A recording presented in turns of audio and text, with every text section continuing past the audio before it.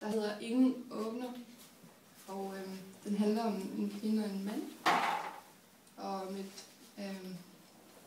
destruktivt parforhold, som begge forlaget skriver, at begge personer nok søger det af grunden, de nu måtte have. Ikke?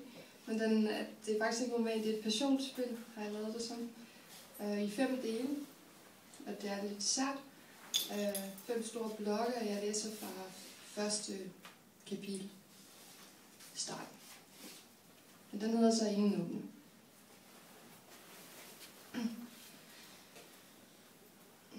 Hun trykker på knappen igen. Hjertet springer i brystet. Det er helt vildt. Hun har ondt i lænden. Det er sært. Det må være forventning og glæde. Det må i hvert fald være lidenskab. Det er virkelig forelskelse. Det er jo nærmest som at være i fare. Hun trykker igen. Hun er helt desperat. Hendes hånd fumler. Det undrer hende, at hun ikke vil herhen. Hun vil jo heller aldrig noget. Hun er flov over sig selv. Hun er virkelig gået i stå, som han siger. Hun kan se, det er spild af liv. Hun er pludselig træt. Hun kan godt lide, at hun skulle tvinge sig afsted. Hun kan godt lide at være en, der gør sig selv ondt for kærligheden. Hun væltede på cyklen. Hun skammer sig over det. Hun vil ikke være bange for ham. Det er nyt for hende at føle den store kærlighed. Det er længe siden, hun har følt den så intenst. Hun kan ikke huske, at hun nogensinde har følt noget så intenst og voldsomt. Det er klart, hun er bange. Hun vil jo ikke give efter for frygten. Hun vil ikke køre hjem. Hun mener ikke, at hun ellers er bange for noget som helst. Det er klart, at kærligheden er overvældende. Hun er jo i sorg. Hun har jo mistet evnen til kærligheden. Han er ubegribeligt blid og forstående.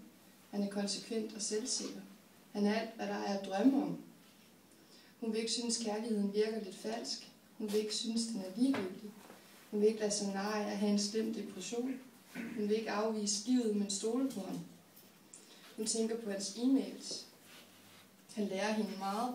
Han er intenst interesseret i at dele af sin viden. Han henvendte sig, fordi han havde hørt om den bog, hun er ved at lave.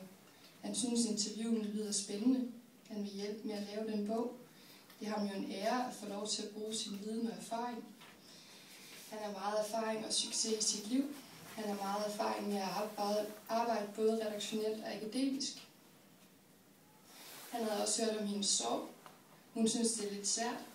Det kan han især hjælpe med, siger han. Han genkender lidelsen dybt og føler den dybt. Han vil gerne føle smerten sammen med hende. Han har dyb menneskelig livserfaring og indsigt. Hun forstår godt, at hun har brug for ham. Hun er virkelig blevet forelsket i ham. Hun er helt desperat efter at se ham. Hun er virkelig blevet et meget usikkert og rystet menneske. Hun er glad for, at det er det, der i virkeligheden er smukt.